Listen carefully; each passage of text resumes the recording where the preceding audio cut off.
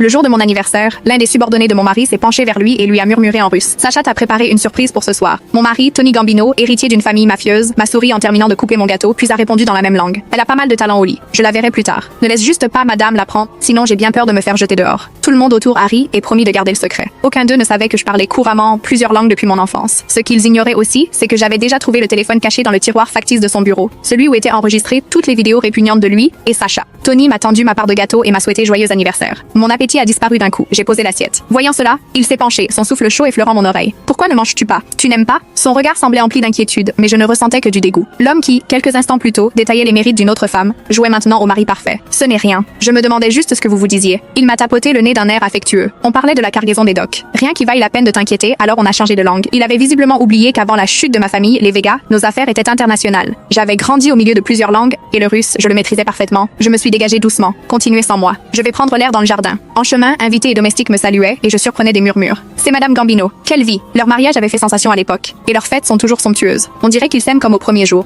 Quelle femme ne voudrait pas être à sa place? Autrefois, ces mots m'auraient touché. Aujourd'hui, ils me blessaient. Personne ne se doutait que celui qui était censé m'aimer le plus m'avait déjà trahi. Le mois dernier, j'avais découvert ce téléphone sans mot de passe, caché dans son bureau. La galerie était pleine de photos et de vidéos de Sacha Arden, des scènes intimes, prises dans des chambres, des hôtels du monde entier. Dans l'une d'elles, Tony lui tenait le menton en riant. Tu es bien plus excitante que la poupée rigide qui m'attend à la maison. Une poupée. Voilà ce que j'étais pour lui. J'avais tout remis en place, et grâce au dernier contact qui me restait des Végas, j'avais commencé à préparer ma sortie. Mon téléphone vibra. Un message. Mademoiselle, votre nouvelle identité et vos comptes suisses sont activés. Votre vol pour dans 3 jours est confirmé. J'hésitais un instant, puis répondis mentalement à la question que je n'avais pas osé poser à voix haute. Il y a 5 ans, après le massacre des miens, Tony m'avait recueilli. Il était devenu toute ma famille. Aujourd'hui, c'est lui qui me poussait à disparaître. Effacez toute trace de moi ici. Êtes-vous sûr? Une fois fait, Claire Vega n'existera plus du tout. Si Monsieur Gambino cherche à vous retrouver, il ne cherchera pas. Il est déjà là de moi. La communication venait de se couper quand une ombre me couvrit. Je me retournai. Tony me regardait, attentif. Qui ne te cherchera pas? J'éteignis calmement mon téléphone. Une parente éloignée qui s'est fait trahir par son compagnon. Il étudia mon visage, puis, rassuré, m'attira contre lui, posant son menton sur ma tête. Ne t'inquiète pas, je serai toujours là. J'écoutais les battements de son cœur, ce rythme que je connaissais par cœur, mais qui m'était devenu étranger. Et si un jour tu me trahissais? Ses bras se resserrèrent aussitôt, presque à me faire mal. Il n'y a pas de si. Tu es la seule que j'aime. Je dis si. Il se tut, puis sa voix se fit douce, cruelle. Alors punis-moi. Fais-moi te chercher jusqu'au bout du monde sans jamais te retrouver. Tu es ma seule faiblesse, ma raison de vivre. Sans toi, je ne suis rien. Je souriais mais sans joie. Cette punition, je l'avais déjà prévue. Dans 3 jours, il supplierait pour me revoir et tout son monde s'écroulerait. Monsieur Gambino, ce que vous avez demandé est prêt. C'était Sacha, mon assistante personnelle et sa maîtresse. Elle portait un uniforme de serveuse, tenait un plateau, l'air humble et professionnel. Rien de la femme déchaînée dont il avait parlé plus tôt. Tony hocha brièvement la tête et la congédia. À voir leurs gestes si bien accordés, je ne ressentais que du dégoût. Sans ce téléphone caché, j'aurais pu croire encore vivre dans un conte de fées. Soudain, il me couvrit les yeux de sa main. Ferme les yeux. Ta surprise arrive. 5, 4, 3. Quand il retira sa main, il n'y avait ni feu d'artifice ni fleurs. Un de ces hommes se tenait là, à genoux, présentant un écrin de velours. À l'intérieur, un pistolet